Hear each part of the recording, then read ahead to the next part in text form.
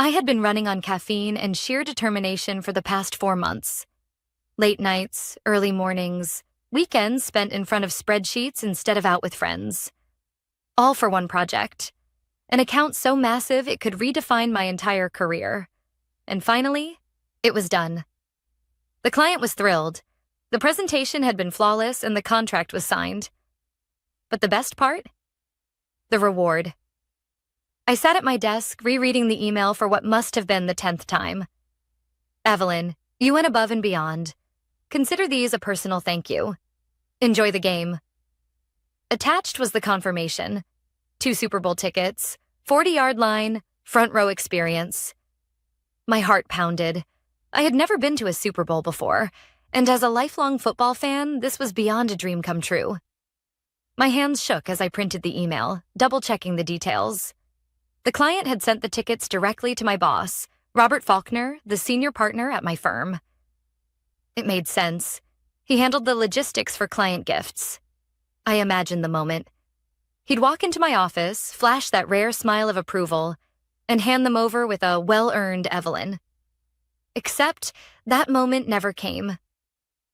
Instead, 3 days later, Robert strode into my office without knocking. The smug arrogance he always carried somehow amplified. He leaned against my desk like he owned the air I breathed. "I heard you got some great news," he said. I smiled, expecting him to finally hand over the tickets. "Yeah, I really appreciate it. I put everything into that project." He nodded, almost amused. "You did, which is why I wanted to talk to you about the tickets." Something about the way he said talk sent a chill down my spine. "Right," I said carefully. Robert exhaled like he was pretending to be the good guy in this conversation. "Here's the thing, Evelyn. Clients don't really understand corporate hierarchy. They don't always know how we operate. When they gave you those tickets, well, that was really more of a gift to the firm, not just to you." I felt my stomach tighten. "No," I said slowly, keeping my voice calm. "The email explicitly said they were a personal thank you. To me." He waved that away like it was a minor detail. "I get that. But in this business, it's about relationships. And sometimes we need to make strategic decisions. So I'll be taking the tickets." The world felt like it tilted on its axis. I blinked. "What?" "I already made arrangements. I'm taking a potential investor to the game. It's a smart play for the company." My heart pounded against my ribs. This couldn't be real. Months of exhausting work, countless sacrifices. And he was just taking them? "That's not fair," I said, my voice carefully measured, trying to contain the storm raging inside me. "The client gave them to me." Robert smirked, like I was some naive child who didn't understand how the world worked. "You should be grateful you have a job," he said smoothly. "That's the real reward here." I swallowed hard, gripping the armrests of my chair.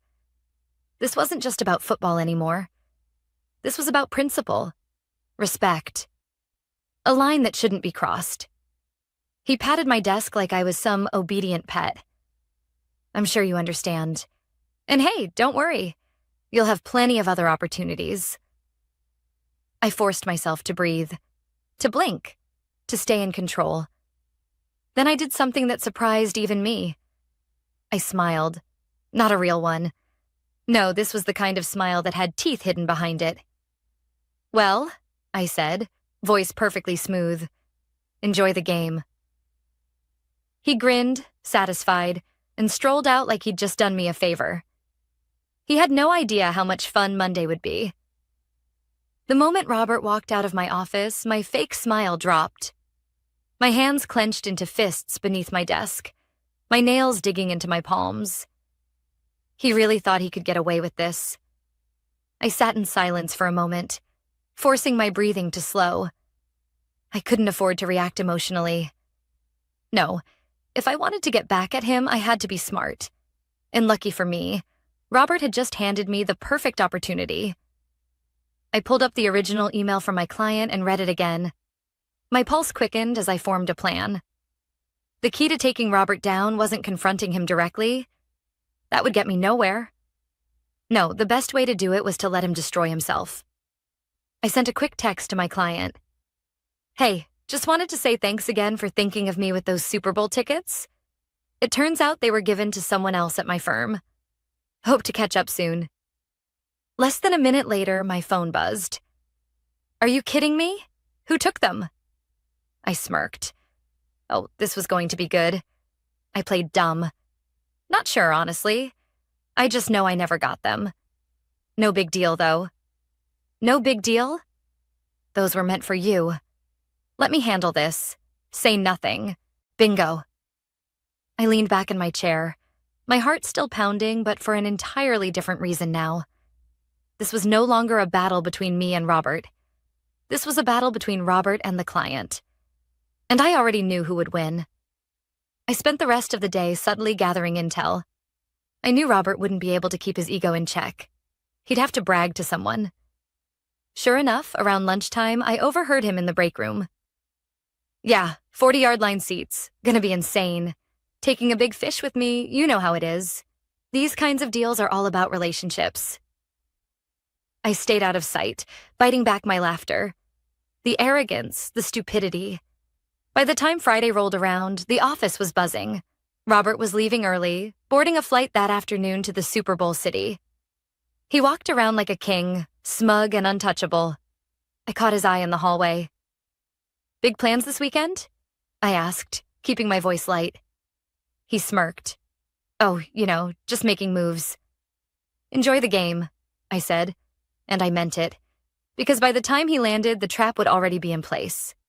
Saturday morning, I got an update from my client. I've arranged a meeting for Monday. Just play along. Trust me. I grinned. Oh, I trusted him. Sunday came and went, and with it, the Super Bowl. I didn't watch a single second of the game. Not because I wasn't still a diehard football fan, but because I was waiting for Monday. The real show was about to begin. Robert strutted into the office at 9:07 a.m., sunglasses on, coffee in hand, radiating the smugness of a man who thought he had won. He barely acknowledged me as he passed by my desk, heading straight to his office. I waited until the 9:30 a.m. meeting invite popped up on my screen. Subject: Client review, mandatory attendance location, conference room. A attendees, senior partners, Robert Faulkner, client representative, Evelyn. I clicked accept. Time for the show. I walked into the glass-walled conference room and immediately felt the tension. Robert sat confidently at the head of the table, legs crossed, looking relaxed. But his confidence wavered when the client walked in. He wasn't alone. A woman followed him. Someone I didn't recognize, but her presence sent an immediate shockwave through the room. The client took his seat. Robert, this is Andrea Holloway, VP of Corporate Partnerships. Andrea gave Robert a sharp nod as she sat. Robert blinked. Oh, of course, Andrea. Nice to meet you. The client leaned forward, his smile polite but ice cold. Before we get into today's agenda, I have a question. Evelyn, did you enjoy the game? The room went silent. I tilted my head, feigning confusion. The game? The Super Bowl. I furrowed my brow. Oh, I didn't go. The client's expression darkened. That's strange, because I personally arranged for you to have 2 seats. Right, Robert? Robert froze. A flicker of panic crossed his face, but he quickly forced a laugh. Oh, yeah. See, there was a bit of a mix-up. Evelyn wasn't able to attend, so... The client cut him off. So who did? Robert shifted uncomfortably. I took a client. The client let the words hang in the air. Andrea cleared her throat. Robert, just so I understand, are you saying that you took corporate seats meant for an employee as a personal gift and gave them to someone else without authorization? Robert swallowed. The client wasn't done. I was really looking forward to seeing Evelyn at that game. I thought it was a fitting reward for months of hard work. But imagine my surprise when I learned she never even got them. Robert opened his mouth. Closed it. Opened it again. Andrea turned to me. Evelyn, Did Robert inform you of any corporate policy that would have required you to surrender those tickets? I shook my head, keeping my voice even. Number he just told me they were his now. The room tensed. Andrea exhaled sharply. Robert, you do realize that you not only violated internal ethical standards, but also committed what is essentially corporate theft, correct? Robert went pale. The client leaned back, shaking his head. I don't think I can continue working with someone who would undermine his own team like this. Robert jolted upright. Wait, let's just... The client turned to Andrea. I trust you'll handle the internal response? She nodded, her expression unreadable. Effective immediately. Robert knew. He wasn't just in trouble. He was finished. And I just sat back and enjoyed the show. Robert's silence stretched across the conference room like a noose tightening around his throat. His face, usually smug and full of arrogant confidence, was now a shade of red that teetered on the edge of panic. Andrea, the VP of Corporate Partnerships, leaned forward, folding her hands together on the table. Her voice was smooth but laced with authority. Robert, you do understand what this looks like? His Adam's apple bobbed as he swallowed. He understood. The client exhaled, shaking his head. This isn't just about the tickets, Robert. It's about trust, about professionalism, about knowing that when I choose to work with someone, they're not going to screw over their own employees for personal gain. Robert's jaw clenched. His fingers twitched against the table. He looked around, searching for an ally, but there were none. The other senior partners, who had been silent up until now, exchanged uncomfortable glances. No one wanted to be associated with this mess. I sat still, hands folded neatly in my lap. I didn't smirk. I didn't gloat. I didn't need to. The silence stretched until finally Andrea spoke again. Robert, did you expense anything related to this trip? He blinked. What? She tilted her head slightly. Did you charge the flight? The hotel? Any meals, any transportation, to the firm's account? The panic in his eyes was answer enough. The client chuckled under his breath, but there was no humor in it. You used company funds to take someone else to the Super Bowl with the tickets meant for Evelyn? Robert tried to pull himself together. He sat up straighter, cleared his throat, and forced a thin smile. Listen, I understand how this looks, but I was thinking about the firm. I was cultivating a relationship with a valuable investor. The client cut him off. What investor? Robert blinked. Excuse me? The client leaned back in his chair, arms crossed. Who exactly did you take to the game? Robert's mouth opened and closed like a fish gasping for air. Andrea tapped her fingers against the table. Robert, answer the question. He hesitated. His mind was scrambling for an excuse, for any way out of this hole. I already knew the truth. Robert hadn't taken an investor. He hadn't taken anyone important to the company. He'd taken his brother-in-law, a man who had zero business connections. No potential deals. No reason to be at that game other than to drink overpriced beer and enjoy the best seats in the house. And Robert had expensed every penny. I could see it on his face. The realization that there was no way out of this. The client shook his head. Unbelievable. He turned to Andrea. I want it noted that my firm will no longer be conducting business with Robert Faulkner moving forward. Robert snapped his head up. Wait, that's not... The client continued as if he hadn't spoken. If you'd like to assign a different senior partner to handle my account, I'm open to discussing that. He turned to me. Or quite frankly, I'd prefer to deal directly with Evelyn moving forward. I managed to keep my expression neutral, but inside, I was screaming with satisfaction. Andrea nodded. Understood. She tapped a few notes into her tablet. Robert, we'll be handling this internally. I suggest you take the rest of the week, off while we review the situation. Robert's face drained of all color. He opened his mouth to protest, but then he saw the expression on Andrea's face, on the client's face, on everyone's face. He was done, finished, and he knew it. He stood abruptly, chair scraping against the floor. Without another word, he stormed out of the room, the glass doors swinging shut behind him. The silence that followed was heavy. Finally, the client turned to me. His expression softened. "Evelyn, I want to apologize. I should have made sure you got those tickets personally." I shook my head. "You had no way of knowing. And honestly..." I glanced at the door Robert had just walked through.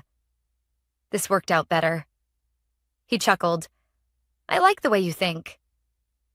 Andrea smiled, then slid a document across the table. "Evelyn, since you're already the one doing most of the work on this account, I'd like to formally offer you a promotion." My breath caught. A promotion. I stared at the document in front of me. A significant salary increase. More authority. A title that put me on par with the very people who had dismissed me before. I swallowed, lifting my gaze to meet hers. "Are you serious?" She smiled. "Absolutely. You've more than earned it." I exhaled, a slow grin spreading across my face. "Then I accept." The client stood, extending a hand to me. "Glad to hear it. And Evelyn?" "Yes?" "Next time I get Super Bowl tickets, they'll be sent directly to you." I laughed, shaking his hand. Robert thought he stole my reward. Instead, he handed me everything I ever wanted. And the best part? Monday was just getting started. By the time I walked back to my desk, the entire office was buzzing. People were whispering, side-eyeing me, side-eyeing Robert's empty chair in the corner office. News traveled fast in corporate circles, and when a senior partner stormed out of a conference room, looking like he had just seen a ghost, people noticed. I sat down, trying to suppress the smirk tugging at my lips. My inbox exploded with emails. Congratulations, messages of support, even a few shocked, "What just happened?" pings from colleagues who had only caught bits and pieces of the drama. And then a text from Robert. Robert Faulkner. "What the hell did you do?" I stared at it for a second before typing back. "Me. Not sure what you mean. I thought you were making moves." I waited. No response. Of course not. I let out a slow breath, glancing at the newly signed promotion letter on my desk. I had won, but Robert wasn't done with me yet. Robert's last move. An hour later, I got the email. Subject: HR meeting. Immediate attendance required. I clicked it open. "Evelyn, please report to HR immediately. This is a mandatory meeting." I frowned. Robert wouldn't go down without a fight. I grabbed my notebook and made my way to the HR office. The receptionist barely made eye contact before gesturing toward the glass-walled room in the back. Inside, Denise from HR sat at the conference table, looking uncomfortable. Across from her? Robert. He didn't look smug anymore. No, this was a cornered animal trying to claw its way out. Denise cleared her throat. "Evelyn, have a seat." I did. Robert leaned forward, fake concern dripping from his voice. "Evelyn, I really hoped we wouldn't have to do this, but I need to bring up a very serious issue." I raised an eyebrow. "Which is?" He sighed dramatically. "The firm has been reviewing some of your recent communications, and we have reason to believe you violated corporate confidentiality by discussing internal business matters with an external client." I blinked. Oh, this was the play. Denise glanced at me, then at Robert. "Robert brought this concern to us this morning." Of course he did. He was trying to flip the narrative, trying to paint me as the problem so he could salvage his career. I tilted my head. "And what specific, confidential business matters are we talking about?" Robert folded his hands on the table. "The emails you sent regarding the Super Bowl tickets? That was an internal issue, Evelyn, and you took it directly to a client." I let out a small, disbelieving laugh. "Right. So you're saying that a gift meant for me, personally, which was then stolen, is now considered an internal business matter?" Denise flinched at the word stolen. Robert's jaw twitched. "I wouldn't call it stolen." I cut him off. "Really? Because the client did. In front of everyone." Silence. I leaned back. This isn't about confidentiality. This is about you getting caught. And now you're throwing a tantrum because there were consequences. Denise let out a careful breath. Robert, I understand your concern, but after reviewing the situation, I don't see any actual policy violation on Evelyn's part. His head snapped toward her.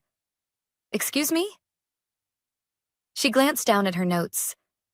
The client was the original sender of the gift. He had the right to ask about it. Evelyn did not disclose private company strategy, financials, or trade secrets, only the status of something that was personally hers. Robert's face darkened. So that's it? You're just going to let her get away with... Denise straightened in her chair. Robert, let's be clear. You're the one under investigation, not Evelyn. The words hit him like a slap. He started, but Denise cut him off. The expense reports are being reviewed. The client has formally withdrawn their partnership with you. And now, after everything, you're trying to retaliate against an employee who was just promoted by the company? Robert had nothing left. Nothing to say. Nothing to fight with. He had lost. Denise sighed, standing. Robert, I need you to leave the room. Evelyn, you're free to go. I gathered my things, not even looking at him as I stood and walked out. By the time I got back to my desk, an email had gone out. Effective immediately, Robert Faulkner is no longer with the firm. We wish him the best in his future endeavors. I read it twice just to be sure. And then, for the first time all day, I let myself smile. Robert was gone. And I had won. But the best part? This wasn't just a victory for me. It was a warning to every other arrogant, entitled boss out there. Never underestimate the people you think are beneath you. They just might be the ones to bring you down. The office was strangely quiet after Robert's abrupt departure. Oh, people were talking. Whispers in the hallways, stolen glances in the break room. But no one dared to say anything out loud. The weight of what had just happened was too big. A senior partner had been taken down in front of everyone. And not by another executive, not by another man in a suit. By me. I sat at my desk, rereading the official company-wide email announcing Robert's termination. His name was already scrubbed from the directory. His office had been locked, his belongings already packed by HR. It was like he had never existed. That should have been enough, but there was still one more thing to do. I pulled out my phone and scrolled to my client's number. He picked up on the first ring. Evelyn, he said, amusement laced in his voice. I assume you've heard the news? I have, I said, keeping my tone light. Figured I owed you a thank you. He laughed. Oh, don't thank me. Robert did this to himself. You just gave him the rope. I smirked. Well, I appreciate you handling things so publicly. There was a pause, and when he spoke again, his tone was carefully measured. Tell me something, Evelyn. Are you happy staying where you are? That gave me pause. What do you mean? Well, let's look at the facts, he said casually. You were the one actually doing the work. You were the one who built this account. The firm promoted you because they had to, not because they wanted to. And Robert's departure? That was your doing. I sat back in my chair, absorbing his words. I'm going to be honest with you, he continued. I don't like your firm. I tolerated it because I liked working with you. I blinked. Oh. A chuckle. Oh, he repeated, amused. So let me make this simple. I want you to come work for me. My heart skipped. You've already proven yourself, he said smoothly. You're sharp, strategic, and you don't let people walk all over you. That's exactly the kind of person I want leading my business strategy team. And of course, he let the silence stretch. I'll double whatever your firm is paying you. I nearly dropped my phone. Double. Not a small raise. Not a slight bump. Double my salary. I swallowed. That's a big offer. He chuckled. It is, and it's only fair. I hesitated. This was happening too fast. I had just gotten one promotion. Was I really about to throw it away? And then I thought about it. I thought about the years I spent being undervalued at this firm, about the times my ideas were taken and repackaged by men like Robert, about how the only reason I had been promoted was because a scandal forced their hand. Did I really owe them anything? No, I didn't. A slow smile spread across my face. "Send me the offer," I said. "I think I'm ready for something better." By the next morning, my resignation letter was printed and signed. I walked through the office, my head held high, ignoring the surprised whispers and the not-so-subtle looks of admiration. Denise from HR looked genuinely surprised when I handed her the letter. "You're leaving?" she asked, wide-eyed. I nodded. Got an offer I couldn't refuse. She glanced at the paperwork, then let out a low whistle when she saw the salary. "Damn," she muttered. "Well, I can't blame you." I smiled. It was time. As I packed up my things, a few coworkers stopped by to congratulate me. Some were shocked. Others weren't surprised at all. And then, just as I was about to leave, I got one last message. A text from an unknown number. "Robert Faulkner. Enjoy your little victory. You just got lucky." I stared at the words for a long second before typing back. Me. Luck had nothing to do with it. And with that, I walked out for the last time. A year later, I stood in my corner office, overlooking the city skyline. My name was on the door. My team respected me. My salary was more than I had ever imagined. And best of all, I was finally working for people who valued me. I scrolled through my phone and saw an industry news alert. Former executive Robert Faulkner files lawsuit against former firm, claims wrongful termination. I laughed. He was still trying to fight a battle that was already lost. I placed my phone down, leaning back in my chair. Robert had spent years stealing credit, walking over people, taking what wasn't his, and in the end, he lost everything. I, on the other hand, had gained everything. And that right there, that was the sweetest revenge of all.